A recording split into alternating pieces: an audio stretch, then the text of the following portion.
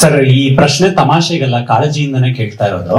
ಅರ್ಧರ್ಧ ದಿನ ನಿಂತ್ಕೊಂಡು ಕಾರ್ಯಕ್ರಮ ನಡೆಸ್ಕೊಡ್ತಾ ಇರ್ತೀರಾ, ನಾವು ನೋಡ್ತಾ ಇರ್ತೀವಿ. ಸೆಟ್ ಅಲ್ಲಿ ಕೆಲವೊಂದ್ಸಲ ರೀಟೇಕ್ಸ್ ಕೂಡ ಆಗ್ಬೋದು. ಯಾವತ್ತು ಸುಸ್ತಾಗಲ್ವಾ ಸರ್? ನಿಮಗೆ ಕಾಲ್ ನೋವು ಬರಲ್ಲ? ಯಾವ ರೀಟೇಕು ಇಲ್ಲ ಅಲ್ಲಿ. ಹೆಂಗ್ ರೀಟೇಕ್ ಆಗುತ್ತೆ?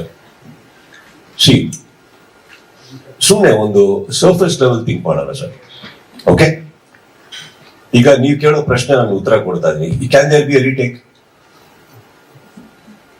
ಸೊ ಸ್ಟೇಜ್ ಮೇಲೆ ಒಂದ್ಸತಿ ಕ್ಯಾಮ್ರಾ ಆನ್ ಆಗಿ ನಾನು ವೀಕ್ ಅಲ್ಲಿರೋ ಕಂಟೆಸ್ಟೆಂಟ್ಸ್ ಗೆ ನನಗೂ ಅವ್ರಿಗೂ ಲಿಂಕ್ ಆಯ್ತು ಅಂದ ತಕ್ಷಣನೇ ಇಟ್ ಇಸ್ ಲೈವ್.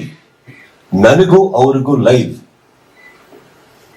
ಅವರಿಗೂ ಅವ್ರು ಕೇಳೋ ಪ್ರಶ್ನೆಗೆ ನಾನು ಇಮಿಡಿಯೇಟ್ ಆಗಿ ಸ್ಪಂದಿಸ್ಬೇಕು, ಇಮಿಡಿಯೇಟ್ ಆಗಿ ಉತ್ತರ ಕೊಡಬೇಕು.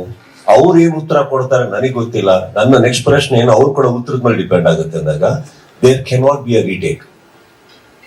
ರೀಟೇಕ್ಸ್ ಅನ್ನೋದು ಎಲ್ಲಿ ಬರೋದು ಅಂತ ರೀಟೇಕ್ ಅಂತ ಬಂದಿಲ್ಲ ಇವತ್ತವರೆಗೆ 10 ವರ್ಷದಲ್ಲಿ. ಎಲ್ಲೋ ಒಂಚೂರು ಫಂಬಲ್ ಆದಾಗ ಮೇ ಬಿ ಆ ಒಂದ್ ಲೈನ್ ತಗೊಳ್ಳೋಣ ಅಂತ ಬಂದಿದ್ದು ಯಾವಾಗಂದ್ರೆ ಬಿಗಿನಿಂಗ್ ಅಲ್ಲಿ ನಾವೇನು ಓದ್ತೀವಿ.